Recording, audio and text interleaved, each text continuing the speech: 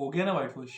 मैंने आप लोगों को कहा था, मैंने आपको कहा था कि भाई इंडिया सिर्फ और सिर्फ ऋषभ पंत की वजह से नहीं बच सकता। हमेशा वो नहीं आपको बचा सकता।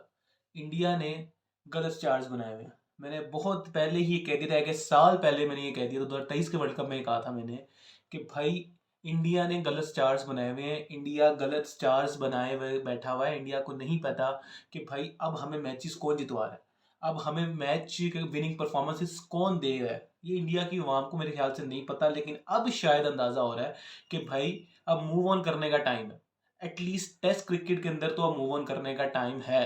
अगर मैं बात करूं रोहित शर्मा की, तो यार देखो, रोहित शर्मा का मैं वाकई में बहुत बड़ा फैन हूं। मैं सच बता रहा हूं, मैं उसका वाकई में बहुत बड़ा फैन हूं, अनटिल अनलेस पाकिस्तान का तो मैच हो।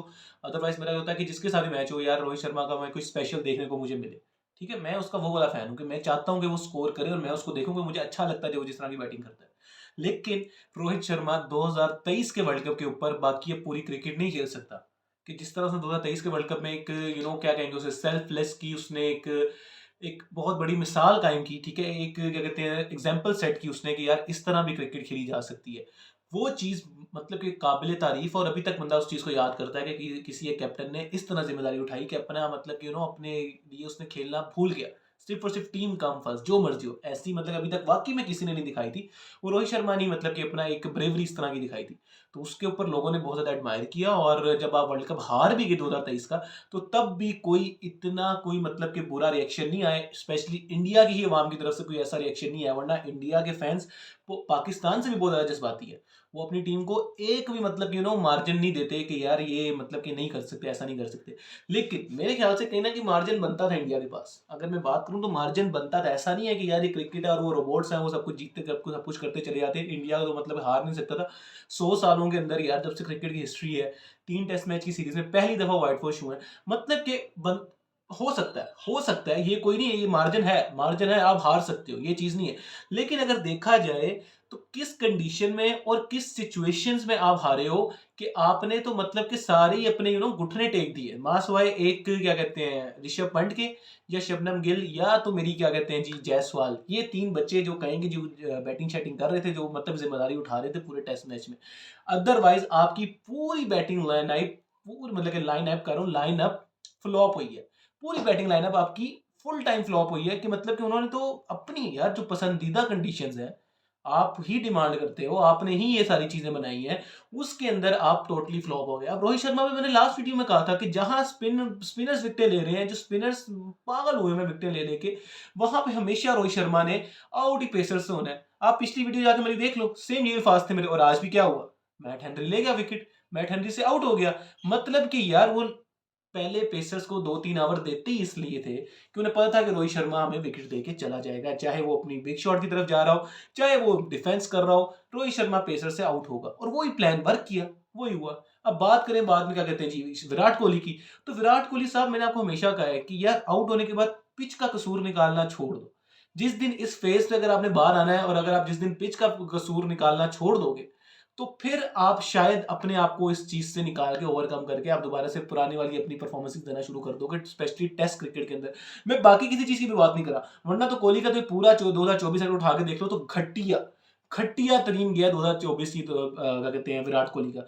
और 2019 से देख लो तो सिर्फ 2023 का जो ईयर है, वो विराट कोहली का गया है। स्पेशली जो वर्ल्ड कप क्या कहते हैं जी ये फेज चल रहा था, उसमें कोई 5 सेंचुरियां, 4-5 सेंचुरियां लगा दी थी। तो उसके अलावा 2019 से लेके 2024 तक विराट कोहली की कोई ऐसी वो वाली परफॉर्मेंसेस नहीं है जो विराट बंदा कहे। हाँ, कोई एक दुक्का होगी कि इस एक मैच में 200 है, या 186 है समथिंग हाईएस्ट टेस्ट मैच के अंदर, और वो भी मेरे ख्याल से इंग्लैंड के अगेंस्ट किया था। ठीक है, और उसके बाद T20 के अंदर देखा जाए तो फाइनल में परफॉर्मेंस है वो अभी जो 70 और रन की इनिंग खेली थी साउथ अफ्रीका के अगेंस्ट, और टेस्ट में देखा जाए दोबारा से तो फ्लॉप जा रहा है। मतलब कि कोई ऐसी परफॉर्मेंस नहीं है। ये आपको ये बताना चाह रहा हूँ कि पिछले 5 सालों के अंदर सिर्फ एक साल अच्छा गया है, अदरवाइज विराट कोहली कुछ भी नहीं कर पाया, कुछ भी नहीं कर पाया। लेकिन सिर्फ और सिर्फ एक चीज वो लाजमी कर पाया, और वो ये है कि पिच का कसूर, पिच का कसूर, पिच का कसूर। पिच को यूं आंखें फाड़ के देखना, या ऊपर देखना, इधर देखना, हाय मेरे साथ ज्यादती होगी। और क्यों आपके साथ ज्यादती होगी, क्यों? आपने खुद चवल मारी है, क्यों ज्यादती होगी आपके साथ? यार मतलब कि उसी पिच के ऊपर ऋषभ पंत भी तो खेल रहा है। ऋषभ पंत अगर इस तरह खेल सकता है कि वो आके अपनी ए गेम उसी पिच के ऊपर खेल सकता है, तो आप लोगों को क्या मौत है? आप लोग क्यों नहीं खेल सकते? मैं सिर्फ ये कह मैं मतलब कि उतना कोई गुस्सा-शुस्सा नहीं करना चाह रहा, क्योंकि ऑब्वियस सी बात है, लोग कहेंगे बेगानी शादी में अब्दुल्ला दीवाना, भाई तुम्हारा क्या रखा है? वो ये बात नहीं है। बात सिर्फ इतनी सी है कि मैं क्रिकेट के ऊपर बात कर रहा हूँ, और बात इतनी सी कर रहा हूँ कि भाई आप बहुत बड़े प्लेयर्स हैं, तो आपको चाहिए था कि एटलीस्ट 147 तो निकालते इस पिच के ऊपर। आप मतलब कि इस ह्यूमिलिएशन से तो बच जाते। 147 तो यार रोते-रोते भी निकल आता यार 147, अगर ऋषभ पंत के साथ कोई एक और बंदा साथ दे देता। एक बंदा 35 और 40 रन की इनिंग खेल जाता, तो आराम से ये मैच जीत जाते। चाहे अगर 2 बंदे मिला-मिला के 25-25 की इनिंग खेल जाते, तो ये मैच आराम से निकल जाता।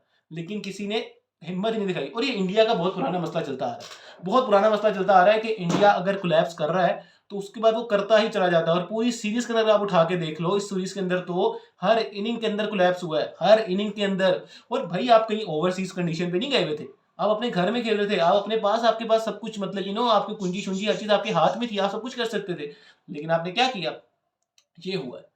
अब रोहित शर्मा हो या गौतम गंभीर हो, गौतम गंभीर को तो दूसरा बड़ा सेटबैक लगा। पहले आप श्रीलंका में ओडीआई सीरीज से व्हाइट वॉश होके आए हो, अब यहाँ पे घर में रहते हुए व्हाइट वॉश हो गए हो। तो अब इंडिया की आवाम जिस तरह की है, वो आपको बॉर्डर गवास्कर ट्रॉफी जो आप खेलने जा रहे हो ऑस्ट्रेलिया, वो 5-0 से कम में नहीं मानने वाली। और अगर आपने WTC फाइनल खेलना है, तो आपको भाई 5 में से 4 मैच लाजमी जीतना है। एक मैच ही आपके पास छूट है, और अगर उसमें से कोई एक आधा ड्रॉ हो गया, तो वैसे ही सारी कहानी खत्म हो जाएगी, आप बाहर हो जाओगे। तो भाई अब मतलब कि बहुत ही ज़्यादा मुश्किल हो गया। WTC फाइनल तो छोड़ दो, लेकिन अब ये है कि इंडिया कमबैक किस तरह कर सकता है, वो इंडिया के ऊपर ड्यू है। अब वो इंडिया चाहेगा जाके ऑस्ट्रेलिया को घर में मार के आए, तो ही वो एक चीज़, मतलब एक बंदा कहेगा कि वापस इंडिया, यार चलो कोई नहीं, बंदा मार्जिन दे देता गलतियों का। लेकिन इकट्ठे 3 स्ट्रेट टेस्ट मैचेस हार जाना, व्हाइट वॉश हो जाना, वो भी घर के अंदर, ये हमें पता है क्या फीलिंग होती है, क्योंकि पाकिस्तानी हम पागलों की तरह हारते आ रहे हैं, हम लोगों को पता है। मैं फिर कहूंगा कि मार्जिन दे सकते हैं, मार्जिन दे सकते हैं, ये बात नहीं है। आप 100 सालों में पहली दफा हार रहे हो, आपको मार्जिन मिल सकता है। लेकिन अगर आप मैचेस उठा के देखो, खुद भी अगर आप लोग जाके देखोगे, हर एक प्लेयर, हर एक मतलब टीम मैनेजमेंट का बंदा, हर कोई जाके अगर खुद देखेगा, तो उसे पता चलेगा कि हम ये एक भी मैच नहीं हारने वाला था। पहला मैच अगर छोड़ दो, 46 पे ऑल आउट हो गए, उसको छोड़ दो, उसके अलावा अगले दोनों मैच इंडिया को आराम से जीत सकता था। तो एनीवेज, न्यूजीलैंड क्रिकेट की बहुत बड़ी परफॉर्मेंस, बहुत बड़ी, जितने ये मतलब इस प्लेयर्स स्क्वाड के अंदर थे, जो मैनेजमेंट वाले आए हुए थे, और बैक इन होम एक एक बंदा, उनके ये जो 2 15 16 दिन की जो इनकी टूर था इंडिया का, ये एक एक बंदे को याद रहेगा, और हमें क्रिकेट फैंस को भी याद रहेगा, लेकिन उनको तो कभी जिंदगी में भूलने वाला नहीं है, क्योंकि इतनी बड़ी परफॉर्मेंस है। एजाज पटेल की क्या बात करूं यार, मतलब कि मुंबई में पैदा हुआ, और मुंबई में ही मतलब धमाल डाल रहा है यार। वो 2 मैच खेले हैं, 22 आउट कर दिया है, और इंडिया को उसने रुला दिया मुंबई के अंदर ही। तो वेल डन एजाज पटेल, और वेल डन न्यूजीलैंड और team India. It's time to think, ये भाई क्या करना है, मेरे ख्याल से तो it's time to move on है, क्योंकि बहुत ज़्यादा प्लेयर्स पड़े हुए हैं नीचे। और इवन कि अगर आप पुराने देखे जाएं, तो पुजारा जैसे प्लेयर्स भी पड़े हुए हैं, जिनको आप वापस ला सकते हो टेस्ट क्रिकेट के अंदर। बाकी आप लोग बेहतर जानते हो कि आप लोगों ने किस तरह इस चीज़ से वापस आना है। अब ऑस्ट्रेलिया और इंडिया की सीरीज बहुत ज़्यादा, अब क्या कहते हैं जी, देखी जाएगी। वैसे इतनी देखी जाती है, लेकिन अब बहुत ज़्यादा देखी जाएगी कि किस तरह इंडिया कमबैक करता है। और ऑस्ट्रेलिया खड़ी हो चुकी है, अभी तो पाकिस्तान से व्हाइट बॉल खेलेगी सुबह, पाकिस्तान इंडिया का मैच, पाकिस्तान और ऑस्ट्रेलिया का मैच है। लेकिन अब ऑस्ट्रेलिया के कान शान सब कुछ खड़े हो गए हैं कि इंडिया हारा हुआ आ रहा है, और हमने बॉर्डर गावस्कर ट्रॉफी जो हम 2 साल, क्या कहते हैं, 3-4 सालों से नहीं जीते हुए, अब हमने वो जीतनी है लाजमी। तो अब ऑस्ट्रेलिया तो अपनी जान लगा देगा, और इंडिया अपनी इज्जत बचाने के लिए, अब हारो तो हारो, इज्जत मत उतारो, सिर्फ ये बात है, और कोई बात नहीं है। चैनल को सब्सक्राइब लाजमी कर लो। चलो मिलेंगे नेक्स्ट वीडियो, अपना ख्याल रखो, अपने घर में आसपास करो, भाई को, मिलते हैं नेक्स्ट वीडियो के लिए। अल्लाह हाफिज़।